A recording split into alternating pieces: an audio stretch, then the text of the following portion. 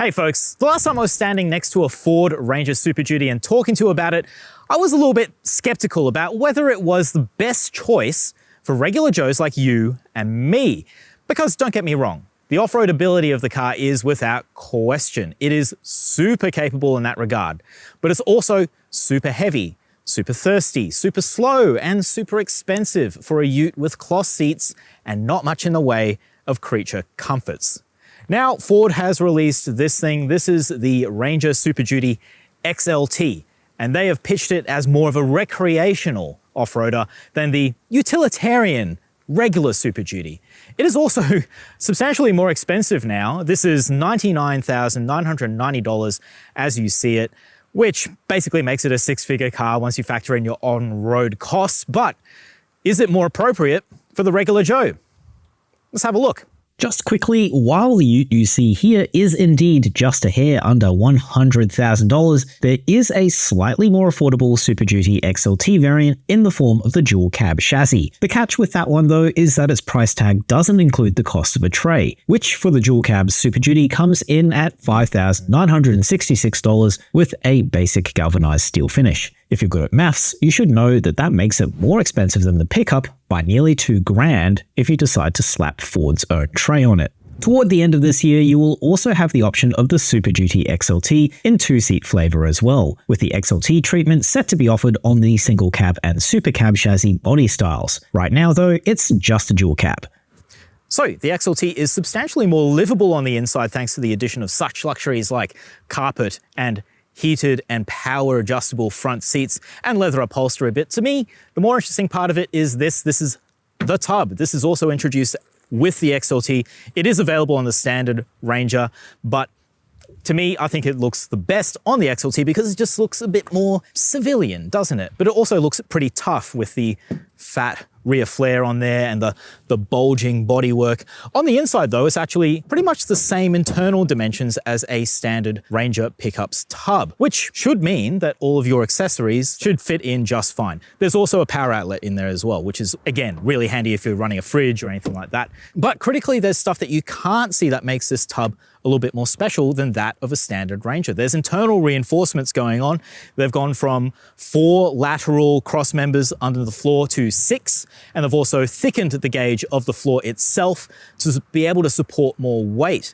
And in terms of weight, the amount that you can put in the back of this Super Duty XLT tub is 1,275 kilos. That's up from 750 of a standard Ranger's pickups tub. So this is definitely geared more towards the outdoorsman, the outdoorswoman, or the outdoors family than a standard Ranger Super Duty is, which is great because this has kind of turned into the ultimate camping getaway vehicle.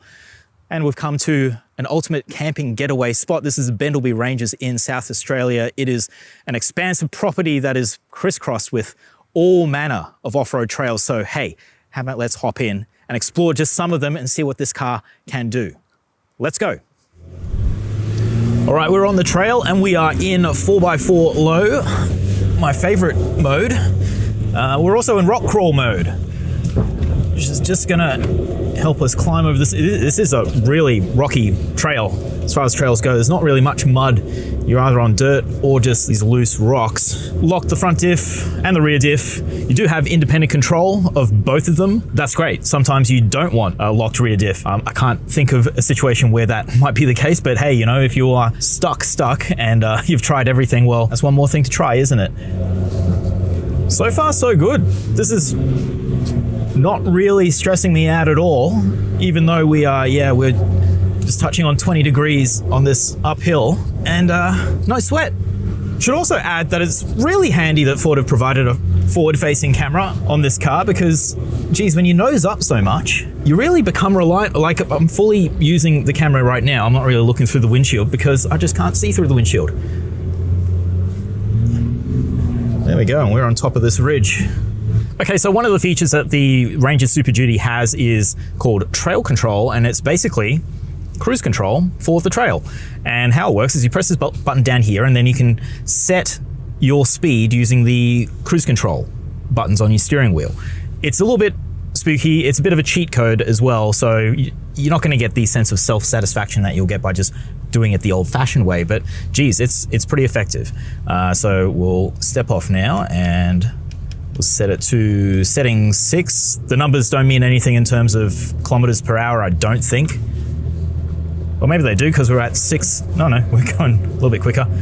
Yeah, 6 is a pretty comfortable speed for an ascent like this. We've also got a bit of a turn involved, so I'm gonna have to do something. I'm gonna have to turn the steering wheel, but that's pretty much all I need to take care of as the driver, because the car, I'm completely feet off both pedals. The car is managing a forward motion completely by itself, and it's doing a pretty good job. It's quite smooth. I'm not sure if you can hear the snorkel snorting away there, but yeah, the engine is working hard, but I'm not giving it any commands via my feet. And there we go. There's a bit of bash plate. I can see the road again. And we're pointing downhill, and the trail control is still on. You could, provided nothing's in front of you, you could probably just leave it on and just keep moving forward at a pretty comfortable pace and not have to do anything. Feels a bit lazy. I don't know. I don't know about you. I might turn it off because I do enjoy being a driver. And I sort of feel like that's been taken away from me. But it is a handy feature to have sometimes when you just have a trail in front of you that you're not quite sure how slippery it is or how steep it's going to get, and you just want something to manage the speed component and you just take care of the steering. Well, it's there. And yeah, I won't argue to its usefulness. It is definitely useful. Yeah, we've got these like big moguls here. We're really testing the articulation, and also I will say it is a little bit difficult to modulate the brake and modulate your motion on stuff like this, really tricky, very low speed stuff, because when you come to a stop, there is a little bit of like stiction in the brake. It's almost like a hill hold assist function, which I can't see an option to deactivate, but it kind of just holds you in place, which can be a good thing. But also when you want to start moving off, you need to give the accelerator a little bit of a tap to get going, and that can sort of lead to a bit of unwanted jerkiness, which you really don't want when you're 30 degrees nose down on a slippery trail. But we got through it.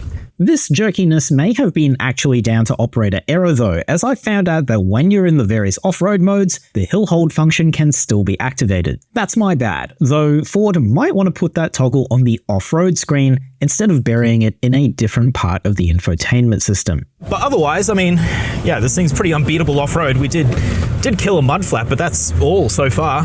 We're still going, by the way. Like, there's still more of this trail to explore. I should probably speak to the whole XLT thing as well. In terms of this kind of stuff, there's no real major difference between this and a vanilla flavored Super Duty, because all the good stuff, all the off-road relevant stuff is the same, which is great. So you still get the same engine, same transmission, same four-wheel drive system. The chassis electronics, like the trail control, for example, that's all the same. It's really, you're just sitting on nicer seats with this sort of part fake leather, part real leather. I can't identify which parts of the real leather, to be honest with you. It all feels pretty fake to me. And you do have carpet. So this is a super impressive vehicle. It's no surprise though, because it puts so much time, effort, and money into making this the ultimate mid-size ute off-roader. But I gotta say, there are some things where I wish they did things differently. I mean, the technology is great. The technological integration of all the 4x4 systems with this screen is pretty impressive. But when I'm going down a trail and I'm bouncing along and I wanna disengage or engage, say, the front diff locker, I really dislike having that control on the screen. I'd much rather have a physical control somewhere down here or wherever, just a physical control that my fingers can locate by feel, so I don't have to divert my attention from the track in front of me to my positioning over a screen. That's really annoying, especially, and it can be dangerous if you think you've pressed the button, but because there's no feedback to that, you haven't actually, and you've still got a system engaged or disengaged that you really wish was the other way around. So there's room to improve there, but the technology itself is really fantastic. I'm definitely getting a lot of use out of the camera, especially the forward-facing camera. It just helps with your positioning on the track so much. And also, yeah, the independent control of diff lockers and the trail control, they're all really handy features to have. Okay, folks, the weather is getting pretty bad out there, as you can tell from all this moisture, so maybe let's change activities and do a little bit of toe testing, because I don't think you can talk about the Ranger Super Duty without discussing its enormous towing capabilities.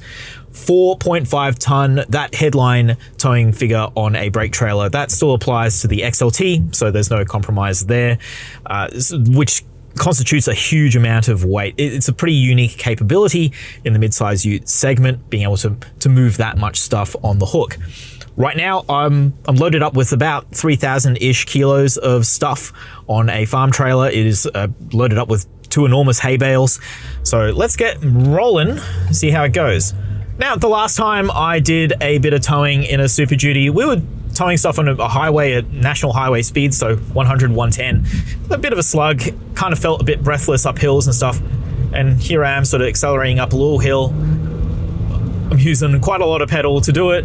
It definitely doesn't feel super quick, you know, if you're in like a patrol, for example, or F-150, you would definitely be making better pace than you would be in a Ranger Super Duty.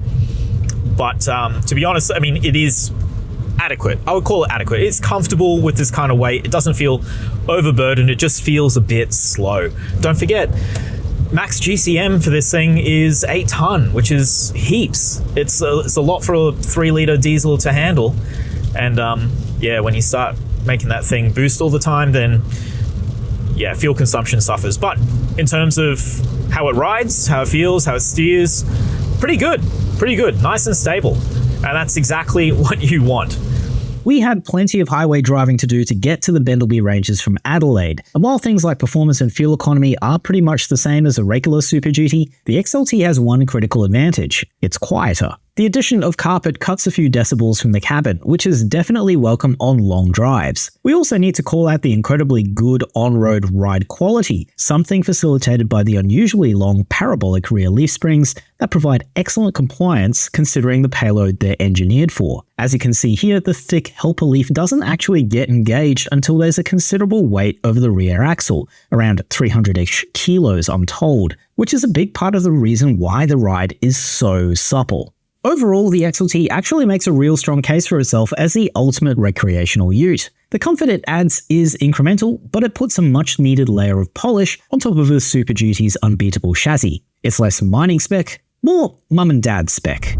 If you're heading somewhere remote and rugged and you want to bring all of the comforts of civilization with you, whether on the tow ball or in the tub, then the Ranger Super Duty is pretty much impossible to beat.